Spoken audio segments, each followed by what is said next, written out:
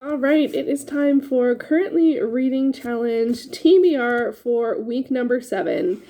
Hey everyone, it is Shannon, and I'm super excited to be here today and to share with you this video. This is going to be my Currently Reading Challenge week 7 TBR draw for, I have my jars here. I have one for fiction, one for nonfiction. I'm going to pick 5 titles from the jars, and those are going to be my focus reads for the week, and from them I will attempt to read 75 pages a day, 5 days out of the week, for a total of 375 pages. In the spirit of Nonfiction November, I will be choosing more nonfiction than normal, or more nonfiction than fiction, which happens to be the same. So I'm going to be picking 3 nonfiction titles and 2 fiction titles. And I'm also going to be picking my week 3 Lovember pick, and I will leave a table of contents down below for the different areas of the video. Lovember is created and hosted by Rebecca, and it's all about reading romance in November.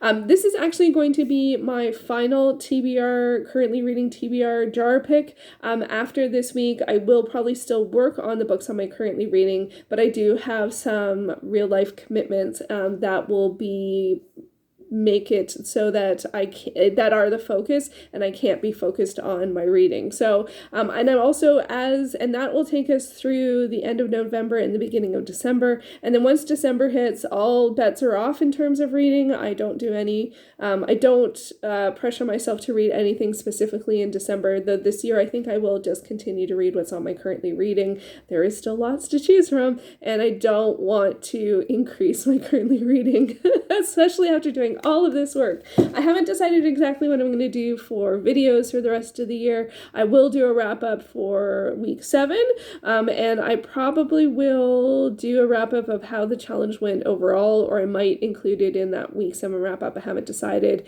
I do have some ideas. I do think I will pre-film some stuff for December, but I do tend to take January off, and I usually take December off, some of it, and then pre-film some stuff. I haven't decided. Anyway, I didn't mean to go into channel information update stuff, but just wanted to let you know this is the last draw for these works. I feel like the challenge has been going very well, and I'm really curious as to what is going to come up. And yeah, so let's get to it. So we are going to start, as always, for November, as always, with nonfiction, and it's getting a little slim here. So let's see what ends up being the first of the 3 nonfiction picks for the week. I think it's that one. Is that 2? Is that, wow, it's a long title. It is a long title. What will it be?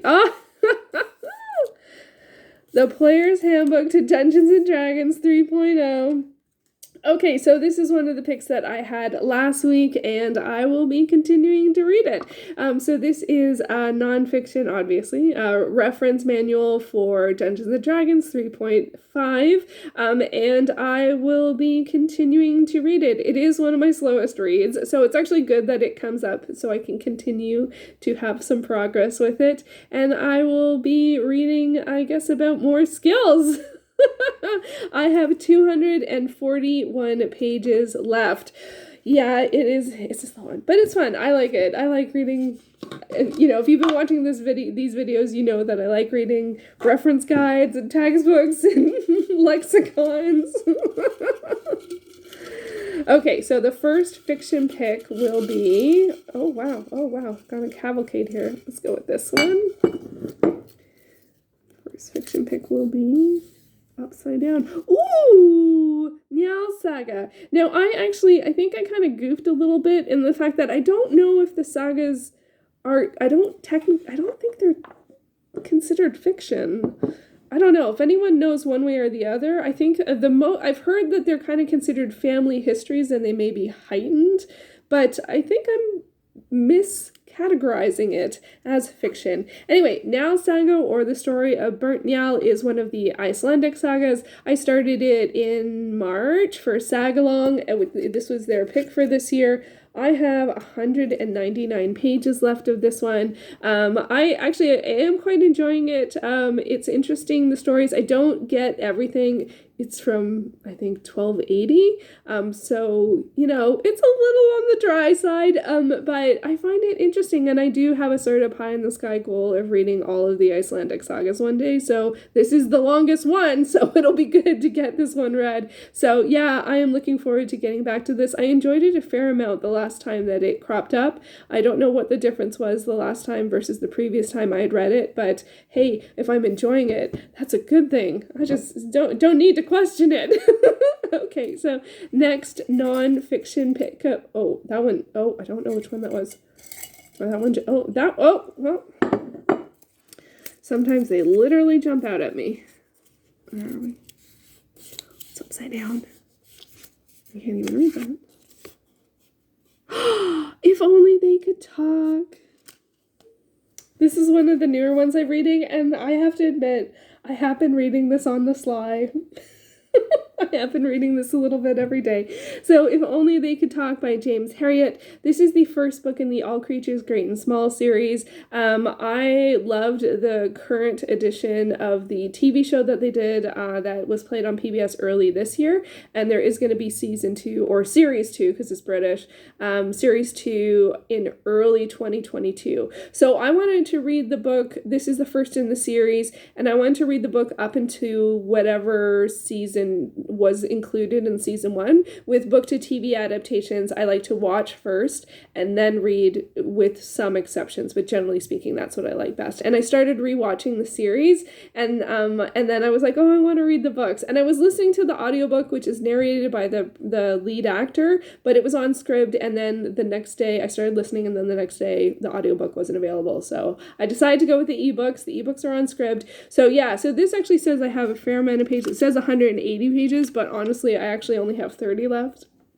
But once I finish this, I'm just going to go straight to the book 2. I'll have to do a little research to make sure book 2 is where the TV series went, because there's another book in the series that has a cover from the show. Anyway, I'm thrilled about this. I didn't say what this is about at all. It's a nonfiction, semi-autobiographical memoir of a vet from the 1930s. So it is little vignettes, basically. I find the chapters are like little vignettes of going to visit the different animals and, you know, attending to their veterinarian needs. There is also some shenanigans within the people that he works with.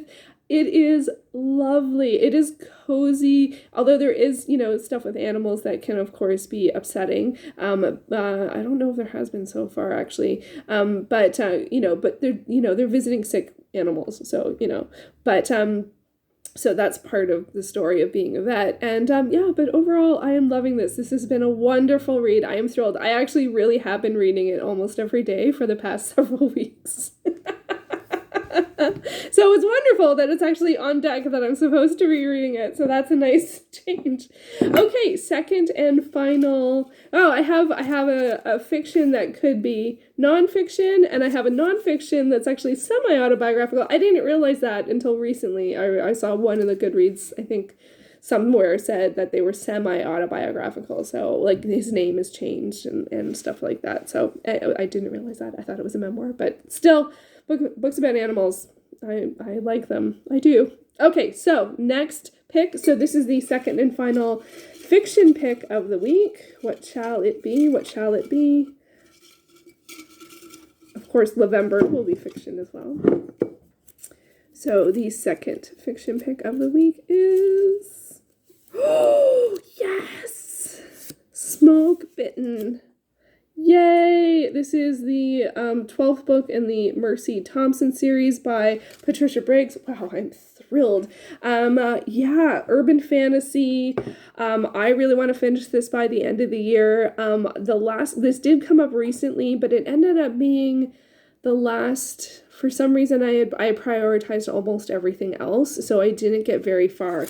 I have 221 pages left, because it's about 340 or something, so I didn't get a lot read last time, but oh wow, this is ending up being an absolutely excellent combination of titles. So this is an urban fantasy. Mercy is a coyote shifter, and it's the 12th book, so I actually can't say very much about it. I have gotten enough into it so that I know sort of what the in book mystery is, because these ones all seem to have a mystery or someone she needs to help throughout the book. And this one's actually been quite interesting. It's been a while since I read the last one, so there were some characters that I was like, wow, I don't remember who that is. I should have done character cards for this, but I started the series actually quite maybe 2015 or something, so it's been a lot of years. And it's one of the few urban fantasies that I'm close to up to date. The 13th book is coming out next year, so I want to finish this one so I'm ready for the new one when it comes out. Oh, I'm so excited. That is just absolutely delightful. This has been a wonderful selection of titles. Okay, so third and final nonfiction pick of the week. What will it be? Oh, it's this one. It is this one.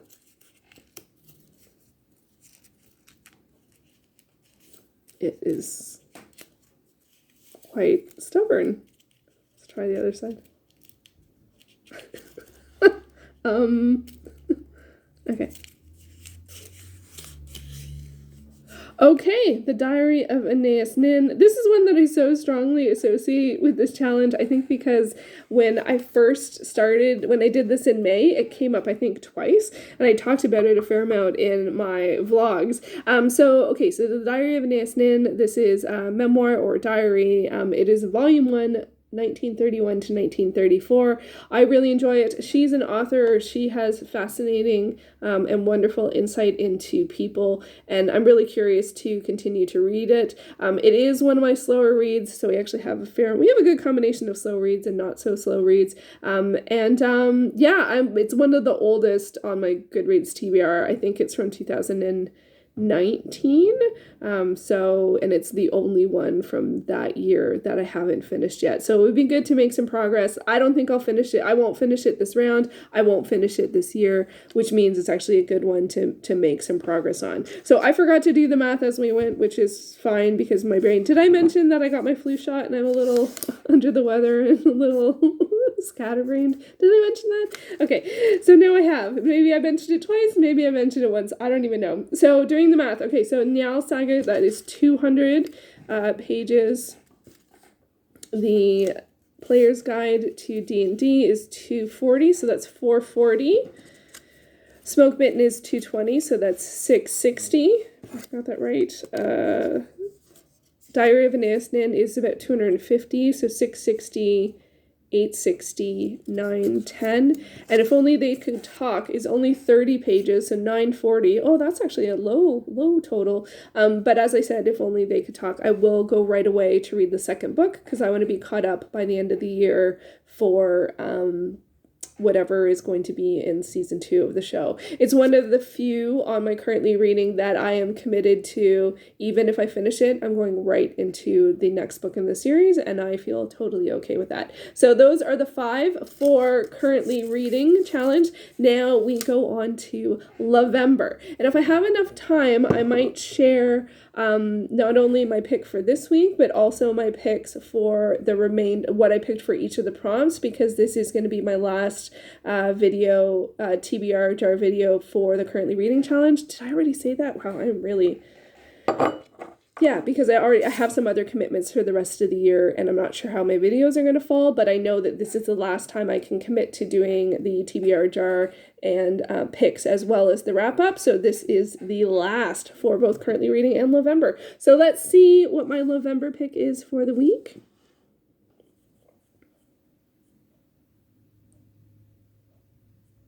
New to you author. Okay. Yay. I'm excited about this. This one was actually a little tough, and I think this one I might have... So Lovember is created and hosted by Rebecca, and let me know if I interpreted this correctly, because I actually went with author I haven't read before, but I'm not sure if it was also or supposed to mean author you hadn't heard of before. I went with that I hadn't read before, so I hope that that's an okay interpretation. And I decided to go with An Illicit Indiscretion by Bronwyn Scott. This is a Harlequin Undone, and it is 64 pages.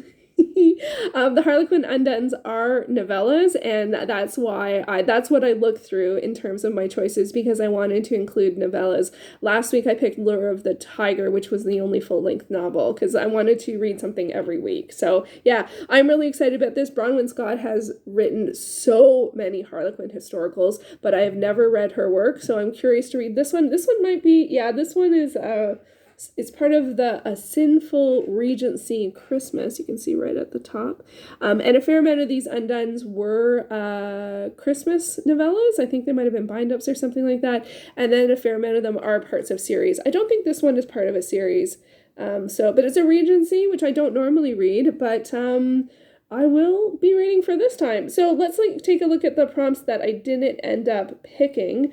For contemporary, I picked A Second Chance Road Trip Christmas by Jackie Lau. This is the second in the Holiday with the Wong series. This is a Canadian author, and this is a series of 4 novellas that you can get in a bind-up, which is how I have them. I read the first one, which is about Canadian Thanksgiving, earlier this year, so this one is another Christmas. Maybe Christmas novellas is a romance thing, who knows? And then there are 2 other ones. I think there's a Valentine's Day one and a Chinese New Year, which would be in the reverse order, actually. So yeah, that is the one that I picked for contemporary, so perhaps I will read that later this month. I will try to avoid seasonal reading, so maybe I should read that one, because then I'll have my 2 Christmas ones done. For historical, I picked Vanquished by the Viking by Joanne Rock. This is another Harlequin Undone. I read a Joanne Rock book several years ago now, and it was a Blaze novel, and it was about a female crab boat captain in the Bering Sea, a la The Deadliest Catch, and I loved it. So love to read more of her work, so maybe I will read a Viking romance that she has done, especially because this one is 42 pages. Yay! Oh, the Second Chance Christmas Road Trip. I got that in the wrong order. That one's 80 pages. And then I also I read the other 2, Lure of the Tiger and Rebel Bear Fated Maid, but I also picked a bonus pick in case I need to tick off a whole bunch of boxes. So if I get to the last week and I am not going to complete all 6 of the challenges, I can also read Bitten by Desire by Marguerite Scott. This is a historical, paranormal, new to me author, and there is a bare chest. So 4 of the challenges. So the paranormal covers SFF, which I forgot to mention, my SFF title. It's also a novella, and it is, I didn't write down the pages. I think it's a novella. And then the last one, the SFF one I picked, was Reawakened Passions by Megan Hart, which is a Harlequin Cravings, which is the nocturne version of Undone. So these are paranormal novellas. It is over 100 pages, though. Or is it, how many pages? No, 63 pages. And I think this one is a ghost romance. It would also work for bare chests. Plural. So I think I've read Megan Hart before. I'm not quite sure. So that is the different picks that I have that I may be reading throughout the rest of the week or the month. But for today, I got new to me author, so I will be reading An Illicit Indiscretion. Yay! I am super excited about that. And then the last title that I'll be reading this week is I am going to be starting my buddy read of The Toll by Neil Shusterman. This is the final book in the Arc of Scythe series, and I've been reading these with Izzy, Punk Rock LPA, and Kate Kelly, and Elizabeth from Lizzie Faye Loves Books has also joined in, and she's actually already finished the series. So the live show will be on Izzy's channel December 14th at 7 p.m. I'll leave that information down below. I am starting this very early because it is 600 pages, so that's going to take me quite some time to read. So I'm going with, I think, about 30 pages a day, 5 days out of the week, and then for a month. So